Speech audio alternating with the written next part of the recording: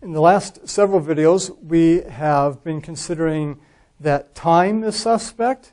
We found that for a moving clock, it runs more slowly than an identical clock at rest. We've also discovered that, according to Einstein's special theory of relativity, based on his two postulates, that length is also suspect, that, as we have here, length contraction occurs along the direction of motion. So if you have a moving object going by you, as you see it go by, and you measure the length of it as you watch it go by, you will get an answer, the length from your perspective, from your frame of reference, looking at that moving object going by, will be 1 over gamma, the length of that object, if it's just sitting there at rest next to you. Or if somebody is on that object, if it's a spaceship or a train car or something like that, they will measure one length for it, the rest length, sometimes actually called the proper length.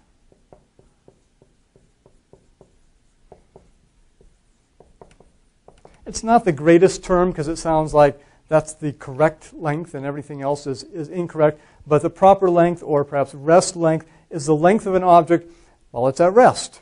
Okay? And so if it's a train car and somebody's riding along in it, as far as they're concerned, remember, that's their frame of reference. They're at rest. They can get out the tape measure and measure it and get a length for that train car or spaceship or whatever. Somebody else, watching it go by and measuring the length as it goes by, will get a different answer.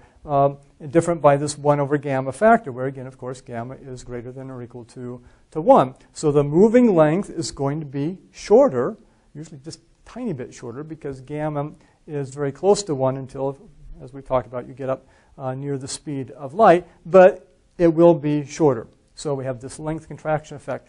That perhaps raises the question, well, does everything change? Is everything suspect? Are there any quantities that are not suspect? And so that's what we're considering in this video clip. What is not suspect?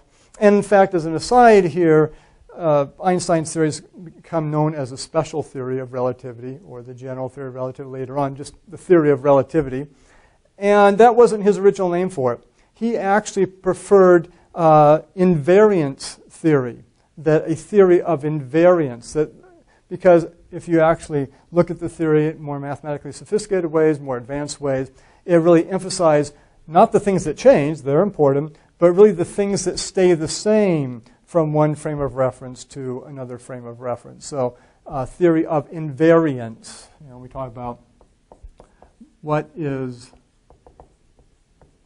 invariant. So really what we're considering here are a couple things that are invariant from one frame of reference to another moving frame of reference. And actually in the next video clip we'll consider something called the invariant interval, which will be important for us later on. So anyway, let's get back to this. So what is not suspect? We know time seems to be suspect in terms of synchronization of clocks and time dilation. Length is suspect as well. What about other quantities? And in particular, we want to look at the width and height of, we'll go back to our train car here. So here's Bob going along at some velocity v along these super fast train here. And we'll say that the length of his train car is L as he measured it. So that would be the proper length, the rest length of his car as he measures it. Gets out his tape measure there and does that. Here's Alice on the station platform. So this time Bob is moving. Alice is stationary. From her perspective, of course, from Bob's perspective, he's at rest. Alice is moving that direction, to the left, to his negative x direction. So let's look at the perspective of Alice, though. Clearly, from Alice's perspective, she would see this, assuming that the velocity is high enough that you get some gamma there significantly different from 1. So she would measure the length of Bob's moving train car as L moving times 1 over gamma, whatever the rest length was if he brought it stationary, and she could measure it there at the station platform. Then he goes by, she gets a different answer for the length. So now let's consider, let's do a top view first here, okay? And let's consider the width of the train car. All our analysis so far, really, we've been emphasizing just one dimension of motion along the x direction, but we're still emphasizing that as a direction of motion. But let's just imagine we can span it out just a little bit and consider width and height here. So here's the top view of our train car, Bob's train car. It goes along the tracks, some high speed v. And the question is there an effect there? You know, we have a length contraction effect. Maybe as Alice looks at Bob's train car, maybe there's a width contraction effect as well. You know, she gets up on top there so she can see down on top of Bob's car. Maybe there's a width contraction effect as well. So let's imagine there is this width contraction effect. So what would happen if it was a substantial enough effect? Bob's train car would contract as far as Alice is concerned, Alice observing the train car. And obviously, train wheels have rims such that this couldn't happen, but we'll just assume that it's such that as the train car gets shorter, less wide from Alice's perspective, what would happen to the wheels? The wheels would fall inside. Just imagine, you know, the wheels are right here, of course, right there, there, and there on the tracks. But as the train car narrows in width, the wheels are going to be here, and they're going to fall off the tracks.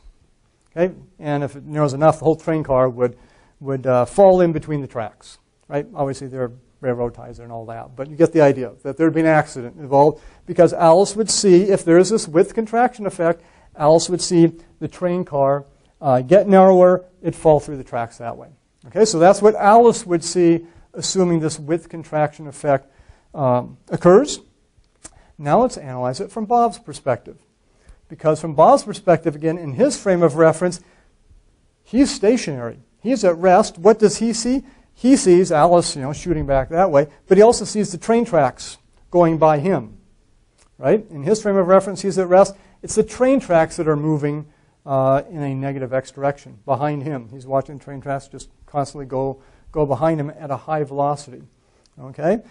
Well, if the width contraction effect is true, it has to apply for this situation as well, right?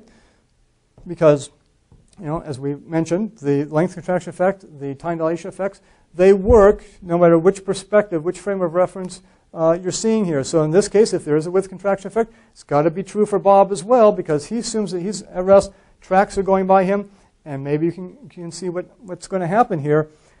If the tracks are what's moving with respect to him, and there's a width contraction effect, the tracks are going to get narrower. Okay? So in this case, get rid of the. These were our original, where the wheels were. For him, the wheels stay the same, his car stays the same, but it's the tracks that are getting narrower now. Okay? So the tracks in exaggerated form. The tracks get squeezed in. And what happens? The train car goes off the tracks, but certainly doesn't fall through the tracks. It lands on top of the tracks, which are now underneath the car. So you have two very different conclusions. Alice would see the tracks get wider and the train car fall through. Bob would see the tracks get narrower and the train car would come off the tracks but would not fall through. You got to have one or the other. You know, you could take a photograph. They both have to agree on the photograph that it happens. And therefore, the conclusion is that there is no width contraction effect. Okay? That in that dimension, again, it's perpendicular really to the direction of travel. So the length contraction effect is only in the direction of motion. At least we just did width here, and we'll do height here in a second as well. Although another argument you could make here, physicists love to make symmetry arguments, and you could say if there's no width contraction effect, you know, we're going to do height here in a minute. Well, you can just sort of rotate around. There really is no difference between width, height, whatever. It just depends on what direction you choose to be horizontal or vertical or whatever. So if there's no width contraction effect, by a symmetry argument, there should be no height contraction effect either, because you just as easily could define, okay, here's the width, or you could call that the height, and this the width, and so on and so forth. But let's do the actual analysis here for the height contraction effect. And so so that was the top view. We showed that if there's width contraction, you get two different situations in terms of what Alice and Bob observe. They both have to observe the same thing if you take a photograph, and therefore can't happen. Now let's imagine, going back up here to Bob along the tracks, say there's a tunnel coming up here. So we'll just sort of try to draw a tunnel like that. So going into the tunnel. To Alice, the tunnel is stationary. To Bob, of course, Bob is approaching the tunnel. So to Bob, the tunnel is actually coming toward him. He's at rest as far as he's concerned in his frame of reference. The tunnel is coming toward him. To Alice, the tunnel is at rest. It's Bob who's moving toward the tunnel.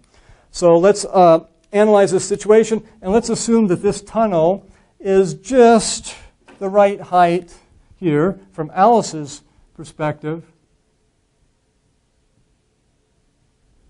Okay? That if they were at rest, let's just put the train car at rest there, man. We slowly move it up to the tunnel. We say, hey, it will just fit. So the height of the train car is such that when everything's at rest, it just fits inside the tunnel. Okay? Now, what's Bob going to see, however?